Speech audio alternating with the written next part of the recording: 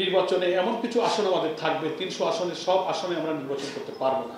যদিও আমরা 300 আসনে আমরা চূড়ান্ত করেছি, প্রাথমিক বাছাই হয়ে গেছে, কিন্তু আলটিমেট কথা যাদের সামনে আমরা সমঝোতা করব, যাদের সঙ্গে একটা ঐক্য হবে ইনশাআল্লাহ, সে পরিবেশ এগিয়ে যাচ্ছে।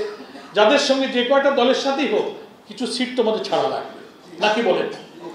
কিছু সিট আমাদের ছাড়া লাগবে, তা না হলে তার ঐক্য হবে না।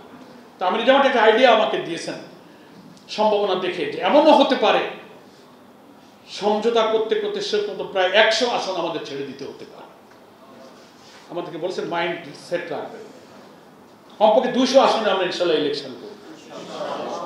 150 কিছু, মানে 150 না, 200 যদি থাকে বা যদি বেশি থাকে, হয়তো 100 বা তার কিছু কমও যদি ছাড়ি, তাহলে এমন কিছু আসন থাকবে যে আমাদের ছেড়ে দিতে হবে।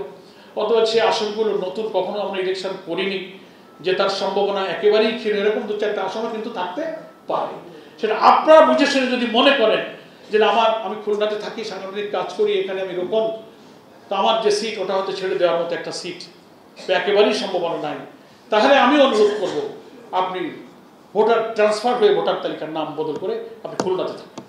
ইউনিভার্সাল কার্ডিয়াক হসপিটাল, আপনার হৃদয়ের আরো কাছে।